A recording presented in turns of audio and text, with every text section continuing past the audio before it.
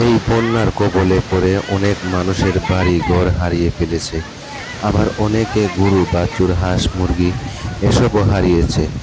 এখন তাদের খাবার পানি এরপরে থাকার জায়গা অনেক কিছু হারিয়ে ফেলেছে। আপনারা তাদের কথাগুলো শুনে যান।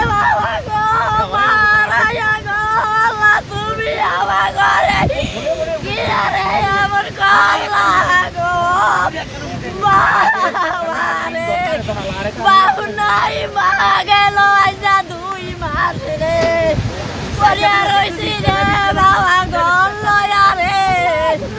লয়া গেছে গিয়া রে বাবা রে পাঞ্জা ডুবিয়া গেছে গিয়া গো বাজান কি কইতাম আমি গো বাবা গো 2টা ঘর বাবা মরিয়া ভাইয়া সব গেছে গিয়া গো কি কইতাম বাবা গো আমি আর কোন সাগর যাবো গো বাবা এই সাগর দনে গো দয়া হলে কিছু পাইনা গেছে গিয়া বাবা একটা খুশি নেই আমার ঘটনা